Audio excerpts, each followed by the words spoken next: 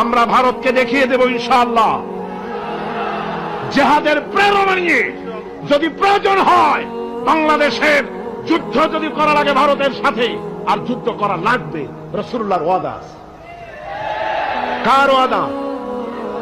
নাসাই শরীফ, ইবনে মাজাহ, এই তার দুটি হাদিসের মধ্যে হযরত আবী হুরায়রা রাদিয়াল্লাহু তাআলা আনহু বর্ণিত হাদিস রয়েছে। বলেছেন দুই শ্রেণীর লোক কিয়ামতের দিন জাহান্নাম থেকে মুক্ত হয়ে যাবে। এক শ্রেণী হচ্ছে যারা ঈসা আলাইহিস সালামের সাথে সাথী হয়ে যারা লড়বে আর শহীদ হবে, কিয়ামতে তারা জান্নাতে যাবে, জাহান্নাম থেকে মুক্ত। আর দ্বিতীয় শ্রেণী ভারতের সঙ্গে একটা যুদ্ধ হবে, রাসূল বলেছেন হিন্দুস্তানের সঙ্গে একটা লড়াই হবে। ওই লড়াইয়ে যারা শহীদ হবে রাসূলুল্লাহ বলেছেন কিয়ামতের দিন জাহান্নাম থেকে আল্লাহ মুক্ত করে দেবে। সেই লড়াই ভারতের সাথে আমাদের হবে।